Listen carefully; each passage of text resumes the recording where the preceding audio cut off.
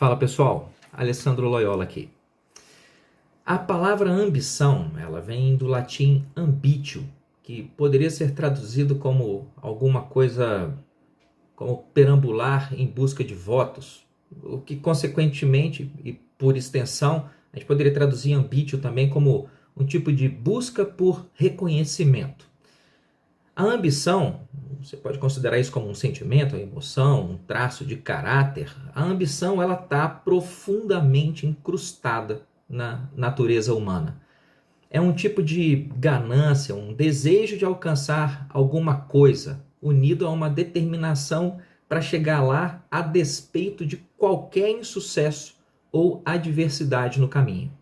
Algumas pessoas têm ambições bem simples, ambições que são mais esperanças e aspirações do que uma ambição propriamente dita.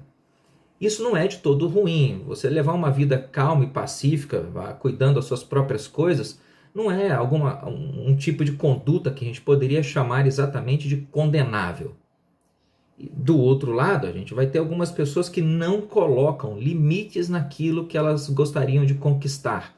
O desejo de alcançar alguma coisa para essas pessoas, ele acaba atuando mais como uma obsessão do que uma mera ambição. Novamente, isso também não é de todo ruim.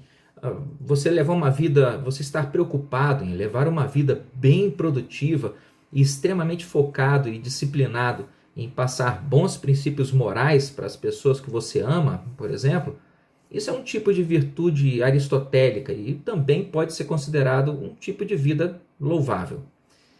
Nas suas memórias, o imperador romano Marco Aurélio, ele escreveu que o valor de um homem não é maior que o valor de suas ambições. E mais de 1000 anos depois de Marco Aurélio, em 1677, um outro filósofo que eu gosto bastante, Baruch Spinoza, ele escreveu que a ambição humana é simplesmente fazer o máximo possível para que as pessoas amem aquilo que a gente ama e fazer o máximo possível para que as pessoas odeiem aquilo que a gente odeia. Então, ao longo da nossa história, da nossa civilização, muitos homens levaram esse tipo de ambição a níveis quase insuportáveis. Mas isso tem um motivo. Como Platão escreveu 400 anos antes de Cristo no livro A República, chato pra caramba, mas bom, vale a pena você ler, vai. Platão escreveu lá que os homens não ligam muito para a ganância ou para a ambição. A maioria dos homens só se importa em liderar quando existe algum tipo de penalidade pela sua recusa em liderar, sendo que uma dessas penalidades pode ser liderado por homens maus. Mas isso nos levaria a uma dedução de que um Estado onde os governantes são mais relutantes em governar, esse Estado quase sempre tem o melhor governo. E um Estado onde os governantes têm mais ganância e ambição pelo poder, quase sempre esse Estado tem o pior governo. Essa vai ser uma observação importante para o restante desse curso. O aluno de Platão, Aristóteles, ele anotou no livro A Política que a ambição humana, quando exagerada e mal direcionada, é a causa mais frequente de atos deliberados de injustiça. E essa é outra observação importante para você poder entender a NOM.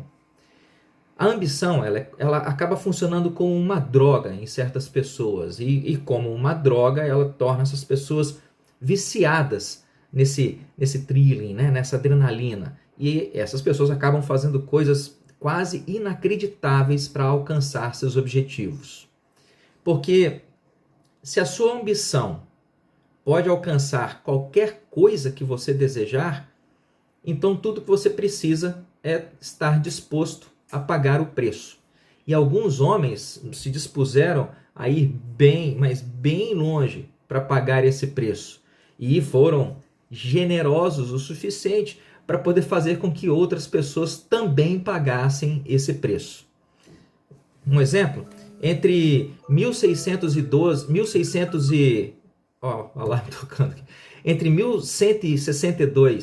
e 1227, o ambicioso menino Temujin, ele se transformou num cara que a gente ia conhecer como Gengis Khan. E Gengis Khan foi o maior conquistador de todos os tempos. Em termos de extensão territorial, o império que Gengis Khan construiu era 4 vezes maior que o império de Alexandre Magno. Alexandre Magno foi outro ambicioso conquistador. Ele viveu entre 356 e 323 a.C. E aos 22 anos de idade, quando ele conquistou a Grécia, ele decidiu avançar com os exércitos dele sobre a região da Ásia Menor, da Turquia, da Síria e do Egito. Quando Alexandre o Grande morreu aos 33 anos de idade, o império dele ia da Grécia até o norte da Índia. Tem um outro ambicioso aí, chamado Tamerlão. Poucas pessoas conhecem esse cara. Ele nasceu no Uzbequistão e viveu entre 1336 e 1405 da nossa era. Tamerlão é considerado o terceiro maior conquistador do mundo. Ele era praticamente analfabeto, mas era extremamente inteligente. Ele falava pelo menos, diz a história, que ele falava pelo menos 3 línguas e chegou a inventar uma forma de jogo de xadrez. Tamerlão mancava de uma perna, mas isso não impediu que a ambição levasse ele bem longe. Ele era um cara extremamente violento e, através dessa violência, ele conquistou as regiões que corresponderiam hoje à Pérsia, à Armênia e uma parte considerável da Rússia. Tão ambicioso e violento quanto Tamerlão, a gente tem Átila. Átila, o Huno, que nos livros aparece como o flagelo de Deus. Átila governou um território que ia da Alemanha ao Mar Cáspio. E ele governou esse território por quase 20 anos, até morrer engasgado com o próprio sangue no ano de 453. Ele bebeu demais na festa do próprio casamento, teve uma hemorragia e morreu engasgado. Se ele foi envenenado ou não, bom, enfim. Na lista dos líderes e conquistadores ambiciosos, a gente tem Tutemés III, um faraó egípcio da época do Império Novo, 1400 anos antes de Cristo. A gente tem o imperador persa Ciro, Ciro o Grande, 500 anos antes de Cristo, mais ou menos contemporâneo de Sócrates e Platão. A gente tem o imperador indiano Ashoka, que reinou entre 273 e 232 a.C. A gente tem o imperador Otávio Augusto, que fundou o Império Romano no ano 27 a.C. A gente tem Carlos Magno, o primeiro imperador do Império Sacro Romano, foi coroado há 1220 anos, foi coroado no ano 800 da nossa era. E a gente tem, mais recentemente, Stalin, Lenin, Hitler. Dá para ver com facilidade que a lista de pessoas que já sonharam em conquistar o mundo, ela é bastante extensa e bastante antiga.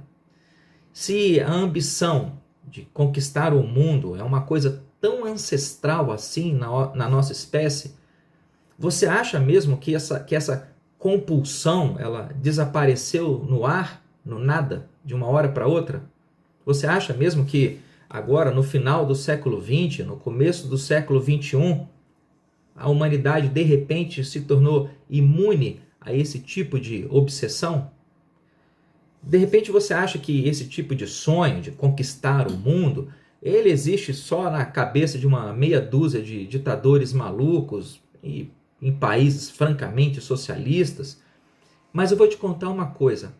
Esse tipo de sonho, ele existe também na cabeça de algumas dúzias de bilionários. E isso vem acontecendo há muitas e muitas décadas.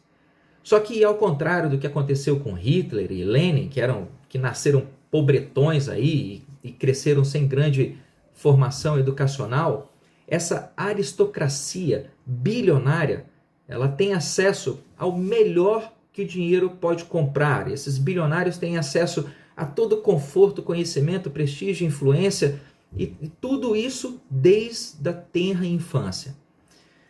Pode ser complicado para o sujeito comum entender por que alguém com muito dinheiro ia ter um tesão tão grande pelo poder, pela conquista do poder. A pessoa média, qualquer que seja a sua nacionalidade, em geral ela tem aquela ambição modesta, vamos dizer assim. Ela está preocupada em ter algum sucesso no trabalho, comprar uma casa própria, criar bem seus filhos, pagar um plano de saúde.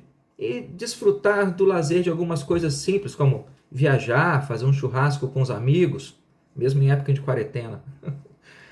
A pessoa média, ela quer cuidar da própria vida e pronto. As ambições da pessoa média, elas param por aí. A pessoa média não tem nenhuma ambição em conquistar poder sobre terras, países e economias inteiras. Algo que talvez as virtudes aristotélicas até aplaudiriam. Você ser um cara comedido, tranquilo na sua. Isso é virtuoso. É complicado para uma pessoa média pensar que poderiam existir pessoas que têm uma ambição tão enorme que só ficariam satisfeitas se elas conseguissem conquistar o mundo. Pô, o mundo é grande pra caramba, meu amigo. Mas pessoas ambiciosas desse tamanho, elas existem. A maior prova de que pessoas assim existem é que existiram um Gengis Khan, um Alexandre Magno, um Tamerlão, um Átila, e existiram um Lenin, um Stalin, um Hitler. Se pessoas que ambicionaram esse tipo de poder existiram em várias épocas, em vários locais, em várias castas socioeconômicas, por que essas pessoas não existiriam entre os mais de 2.500 bilionários que vivem no mundo atualmente? Durante algum tempo, esses bilionários obcecados por dinheiro e poder, eles acharam que o melhor caminho para conquistar o mundo era fazer como aquele pessoal lá da antiguidade, era por meio da corrupção, da coerção, da violência. Mas foi a partir do começo do século XX que esses caras descobriram uma ferramenta bem mais barata ou mais rentável para nos dominar. Esses conquistadores que nunca desapareceram do mundo, eles descobriram uma ferramenta chamada comunismo. E esse vai ser o tema da nossa próxima aula. Um abraço, gente boa, e a gente se vê.